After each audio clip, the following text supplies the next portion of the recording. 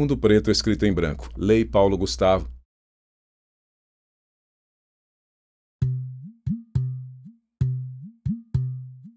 Imagem de floresta verde e densa, iluminada pelo sol com um pequeno regato de águas barrentas ao centro.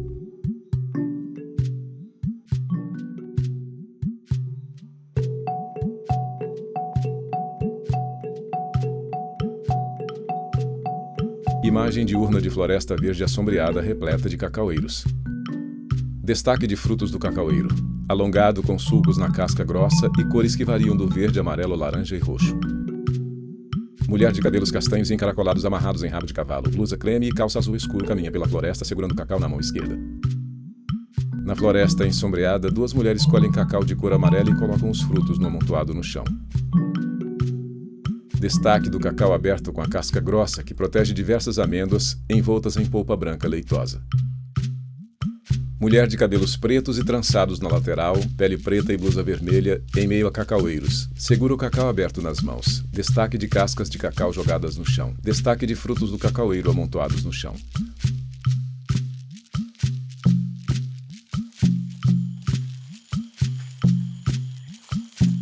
Imagem de chão coberto de folhas secas em tons marrons. Pés descalços caminham sobre ela. Mulher caminha dentre os cacaueiros em área assombreada. Ela se abaixa e colhe o cacau do tronco da árvore.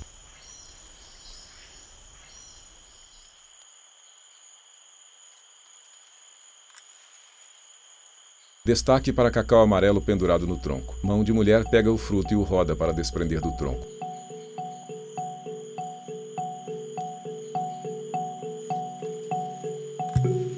Escrito em amarelo, Guardiã do Cacau, afroempreendedorismo no sul da Bahia. Sentada sobre as folhas secas no chão da floresta, mulher pega o cacau e o abre com um facão. Primeiro ela corta o topo e em seguida dá um talho no centro, puxando a casca de forma a revelar a polpa esbranquiçada que envolve as amêndoas. Ela passa o cacau aberto a outra mulher, sentada ao seu lado. À frente das duas, amontoado de cacaus amarelos e balde branco onde são colocados os frutos. Eu enxergo o cacau como um alimento, né? Uma fruta muito saborosa, muito rica nutricionalmente. E eu sempre vi isso como alimento porque eu cresci comendo, chupando cacau. Não livremente, porque não era permitido, né? Eu não tinha uma fazenda, era uma fazenda de pessoas que permitia que a gente coletasse as frutas, mas não o cacau. E a gente sempre dava um jeitinho de pegar um cacau ali para saborear a fruta, né? Enxergar o cacau como um alimento, a gente vê ele como precioso em todas as suas partes, que a gente pode consumir, que a gente pode fazer o mel, que a gente pode fazer uma geleia, a gente fazer um suco com a polpa maravilhosa e consumir isso. Então, depois que eu tirei tudo isso, aí sobram as sementes, que são preciosas também, né? Que a gente pode produzir um chocolate. Aí sim eu vou lá e produzo um chocolate, eu prenso uma manteiga e eu faço a utilização da fruta como um todo, né? Mulheres colhem os frutos dos cacaueiros e colocam em amontoados no chão.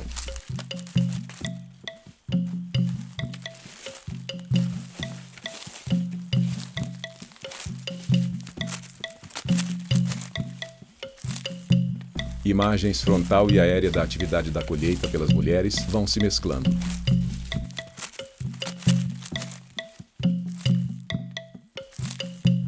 Aérea de mulheres colocando os frutos colhidos em amontoados no chão.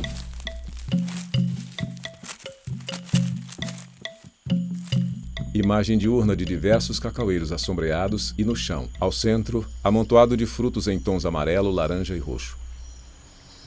Ser guardiã do cacau significa plantar cacau em diversidade. Primeiro, ele é mais resistente a doenças. Segundo, as pessoas que estão plantando esse cacau têm uma diversidade de alimentos para consumir, tem uma diversidade de recursos para utilizar.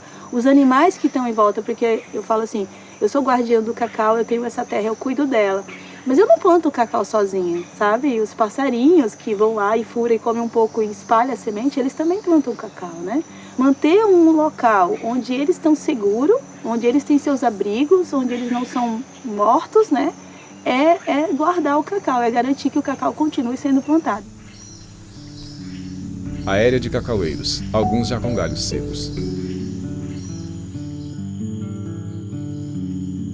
Eu nasci num vilarejo onde tinha muitas fazendas de cacau e depois, quando eu era muito bebê, eu fui morar na fazenda de cacau assim que eu saí do hospital, com os meus pais, minha mãe e meu pai. Meu pai sempre trabalhou com cacau. E a minha mãe, ela vem de um local onde se criava gado. Então, meu pai que trouxe a minha mãe para o cacau e hoje ela é apaixonada por cacau. E a minha mãe conta que quando eu nasci, eu não mamava. Então, ela pegava o mel de cacau, colocava um pouquinho de água, porque botava na mamadeira para me mamar, porque não era fácil para ela comprar o leite, né? Então, ela fazia isso, ela pegava tangerina, que dá muito no cacau também, fazia o suquinho e dava para mim. Era como ela me alimentava. Ela conta, e olha que eu nasci na época áurea do cacau, quando o cacau estava muito em alta e vendia muito, eu nasci nessa época. Mas a minha mãe falou que morava numa casinha de madeira, sem água, sem luz, né? E sem acesso à cidade para comprar o que ela precisava para me alimentar. Então, mesmo nascer nessa época áurea, onde o cacau vendia muito, onde tinha muito cacau, isso não garantiu para mim condições de vida boas, sabe? Que meu pai recebesse ou tivesse uma condição de vida estável, né? Naquela época, os trabalhadores rurais, nem seus direitos não eram assegurados, né? E era essa época áurea. Áurea para quem, né? Áurea para poucos que detinham o poder da terra, né? Minha mãe cuidou de 6 filhos, 4 delas e 2 adotivos, sozinha.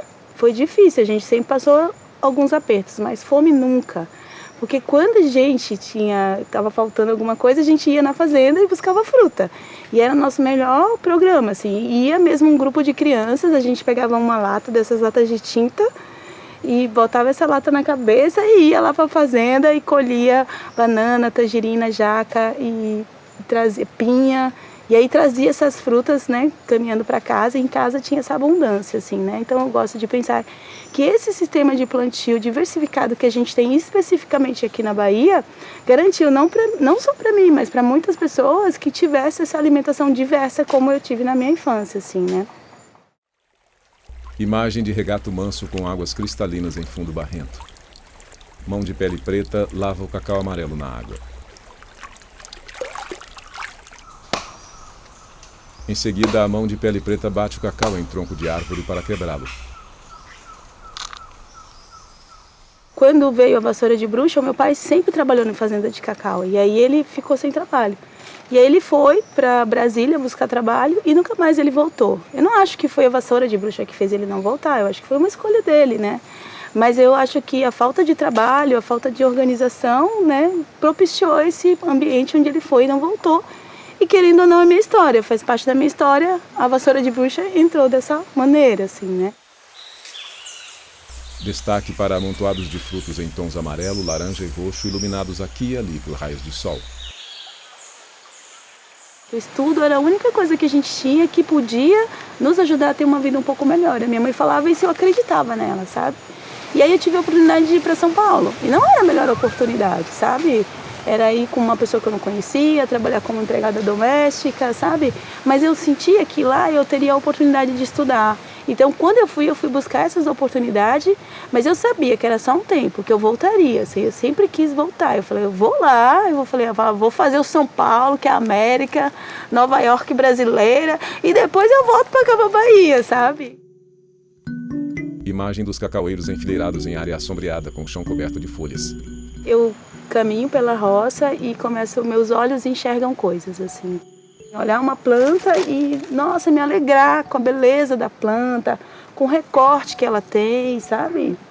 Quando eu era pequena e andava na floresta de cacau, que foi nessa época da vassoura de bruxa, eu ficava tentando achar a bruxa. Porque eu só via coisa boa na floresta, assim, na cabruca. Eu via tanta fruta, tanta banana, tanta tangerina, tanta banana. Eu falei, mas por que? Cadê essa bruxa? Mas tem tanta coisa aqui para vender, por que ninguém vende isso, né? E eu sinto que hoje pensar sobre isso me faz pensar na minha bisavó, sabe? Porque como um povo originário, né, que estava nessa terra há muito tempo, que usava os recursos dessa terra para poder manter sua vida, eles tinham essa sabedoria, esse conhecimento. Eu não estou inventando nada. Esses saberes já estão aí, eles estavam se perdendo. Imagem com destaque para folhas verdes de diversas espécies da floresta. A Mimos da Mata é uma parte, né, do trabalho que eu faço. E eu sigo um pouco dos princípios da permacultura, onde a gente é lembrado da nossa responsabilidade de como a gente vai deixar essa terra, como a terra vai ficar depois da nossa partida, né? Que impactos a gente vai trazer para ela. E um dos princípios é que a gente tem que compartilhar o excedente, né? Então, com a Mimos da Mata, é uma forma justa que eu encontrei de financiar o trabalho que eu faço com a terra, porque esse era um projeto que eu queria fazer. Cuidar da terra era meu sonho, minha vontade, né? E como é que eu ia fazer para financiar esse plano, entende? Para ter recurso para ele, né? Então, a Mimos da Mata foi essa forma, tanto de compartilhar o excedente, porque, nossa, a terra produz muito, a terra é muito abundante, é muita coisa que a gente tem. Então, é uma forma de eu compartilhar. E é claro que tem um custo, e por isso que os produtos são vendidos, mas a gente também faz troca, a gente também contribui com a escola do meu filho, com o meu vizinho, o presente de um amigo que vai casar, que é da minha região. Então, é uma forma que eu compartilho o que a minha terra produz aqui, é a Mimos da Mata. Mas é também... Eu gosto de falar que a Mimos da Mata também é uma forma de atrair pessoas encantadas, né? De encantar as pessoas para essa cabruca de cacau, que é um sistema produtivo incrível, Mulher né? caminha de pés descalços sobre as folhas em meio à floresta. O nome, ele faz referência ao trabalho, né? De ser um mimo, de ser uma pequena coisa, sabe? Uma dose ali, uma coisa feita com muito carinho para nutrir uma pessoa, né? O produto da Mimos da Mata é isso. Sequência de imagens. Mulher deitada sobre as folhas ao lado de amontoados de cacaus amarelos. Mulher sorrindo sentada ao lado de amontoados de cacaus amarelos. Mudas em pequenas latas com placas escrito: produtos locais. Pote de vidro com geleia de cacau. Peleiras em potes de vidro cheios de subprodutos das espécies da floresta. Um deles escrito: Cupulate 70, cupuaçu, açaí e aroeira. Mãos espalham amêndoas de cacau. O que é uma amêndoa de qualidade? Esse conceito, geralmente, ele é definido pela indústria, que diz que qualidade é uma amêndoa com acidez assim, ou uma amêndoa que não pode ser despolpada, porque muitas vezes isso vai atender a demanda dela. Mas para mim, uma amêndoa de cacau de qualidade é uma amêndoa que as frutas foram cultivadas no sistema que respeita a floresta, que não usou veneno, que respeitou as pessoas que plantou, honrou o trabalho delas, pagou corretamente. É uma amêndoa que a gente entende que a planta, quando vai produzir uma fruta, ela gasta muita energia para produzir essa fruta, né? E ela produz com o que tem de melhor, porque ela está produzindo algo para continuar existindo nessa terra, para se transformar em novas árvores. Então ela produz com o que tem de melhor. E cada partezinha dessa fruta, ela tem uma função para a planta e ela pode ter uma função para a gente também. E na fruta cacau especificamente, a gente pode fazer uso de todas essas partezinhas e aí ainda vai sobrar essa amêndoa que tem uma intensidade de sabor tão grande que a gente pode aí ir misturando e temperando ela com tanta coisa e transformando ela em alimento. Chocolate, bebida, barra, doce, tanta coisa que a amêndoa do cacau produz. Essa amêndoa aqui, para mim, tá de excelente qualidade. E eu digo isso não porque ela tá bem fermentada e abriu galerias, não só por isso. Porque essas frutas são frutas orgânicas, produzidas sem venenos. Essas frutas, toda a polpa dela alimentou minha família. Eu percebo que os alimentos, o melhor caminho é a gente não contaminar eles, né? Deixar sujo para depois tentar limpar. Não, a ideia é, como a natureza nos dá limpinho, protegido, a gente continua esse processo para poder armazenar. Então, seca com cuidado, armazena com cuidado, e aí a gente tem uma amêndoa de muito boa qualidade. Com avental preto, blusa e calça brancas, mulher lava balde branco com tampa verde no tanque.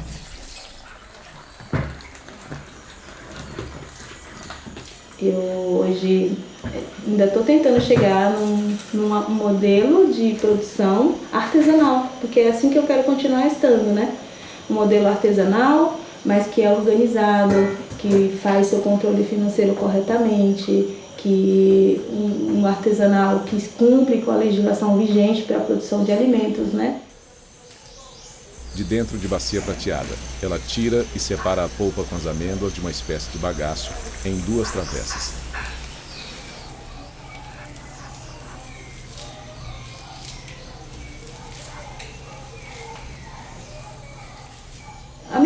será uma grande indústria que você vai produzir 500 barras de chocolate, não será isso.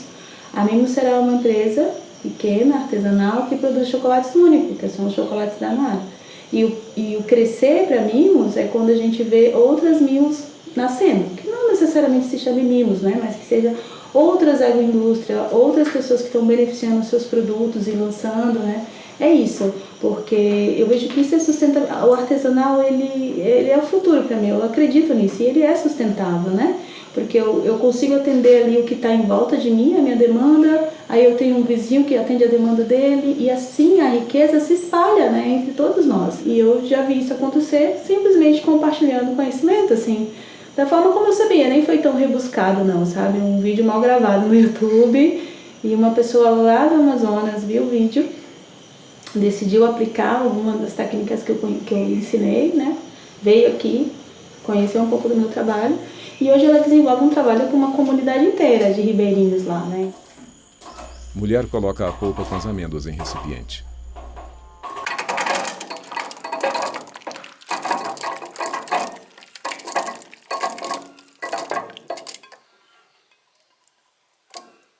Ela liga a máquina que separa a polpa das amêndoas do cacau.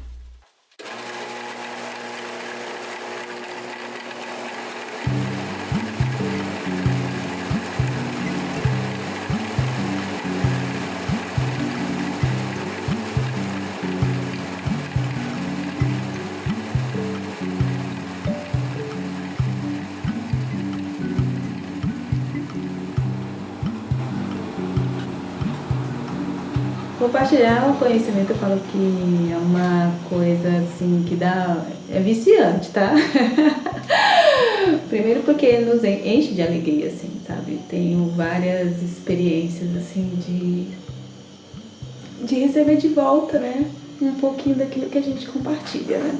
De ver o poder de transformar, de ajudar.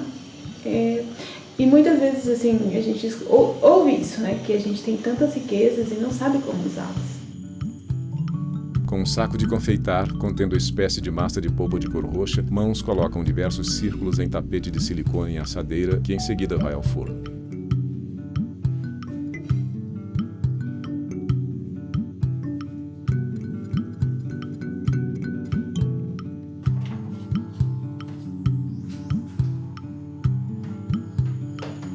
Quando a gente compartilha, a gente recebe mais, e recebe muito mais. E essa é uma coisa que eu realmente acredito nisso, né?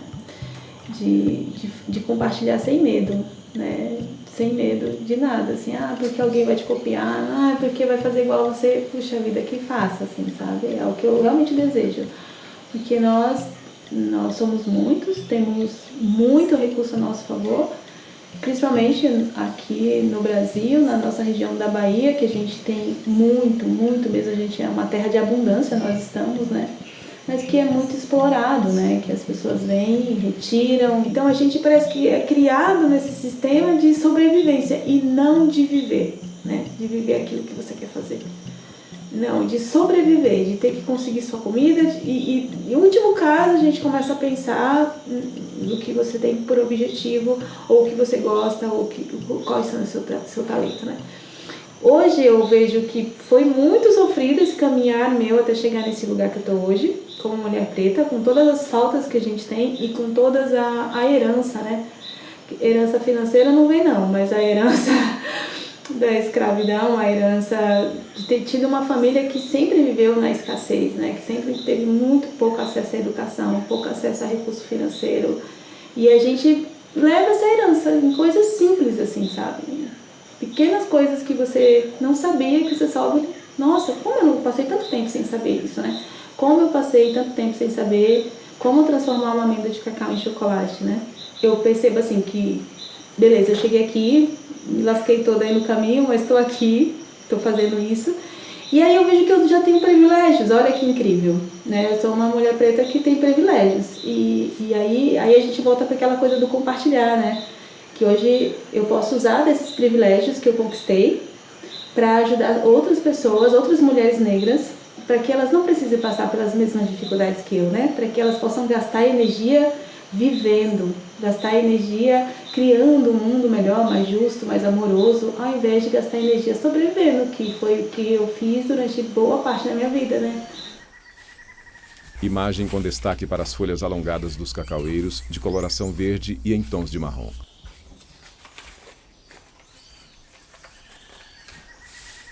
Mulher separa folhas secas de cacaueiro colocadas sobre a bancada. Eu acredito na força do desejo. Sim. Se a gente tem um desejo no nosso coração, tem vontade de fazer algo, e a gente pode identificar, eu gosto de pequenos passos, identificar hoje o que eu consigo fazer hoje para alcançar aquilo que eu almejo. Então, hoje eu consigo pegar um papel e uma caneta e desenhar e mostrar passos, coisas que eu queria alcançar. Eu consigo fazer isso, então eu posso fazer isso. E isso é um começar. Um pouquinho de cada vez. A gente pode fazer um pouquinho de cada vez, um passinho de cada vez. Com a folha do cacaueiro, mulher embrulha uma barra de chocolate. Em seguida, imagem de cesta com diversas iguarias feitas com cacau.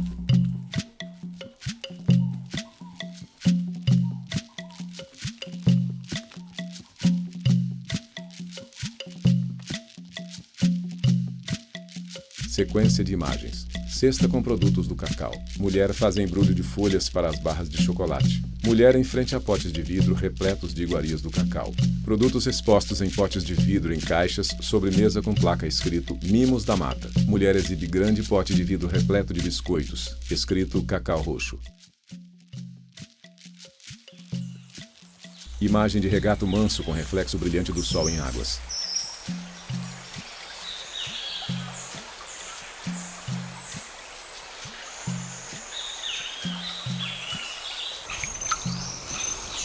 Sentada no tronco ao lado do regato, mulher molha os pés na água e segura um cacau aberto nas mãos. Ela está com blusa roxa escura e calça jeans dobrada à altura dos joelhos.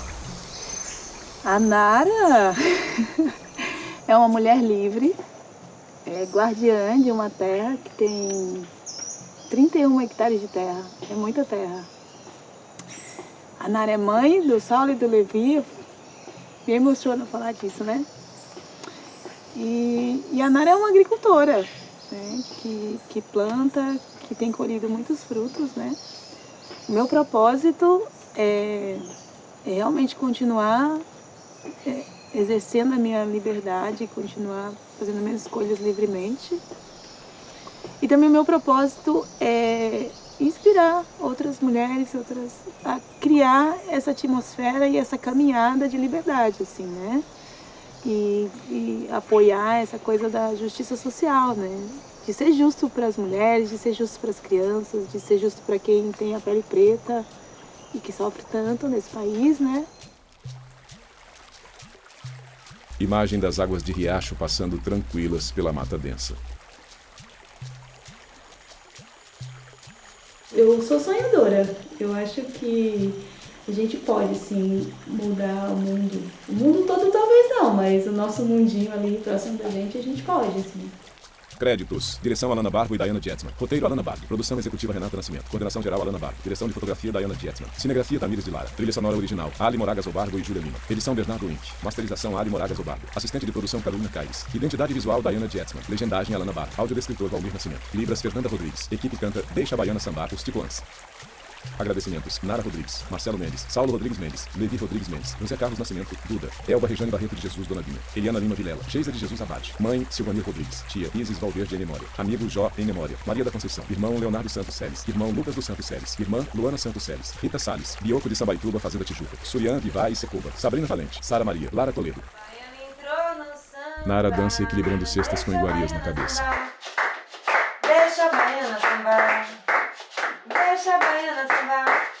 A baiana entrou no samba, deixa a baiana sambar, deixa a baiana sambar, deixa a baiana sambar. A baiana entrou no samba, deixa a baiana sambar, deixa a baiana sambar, deixa a baiana sambar. A baiana está sambando e o povo gritando assim: salve a Bahia, salve o Senhor do Bonfim, salve o Senhor do Bonfim, salve o Senhor do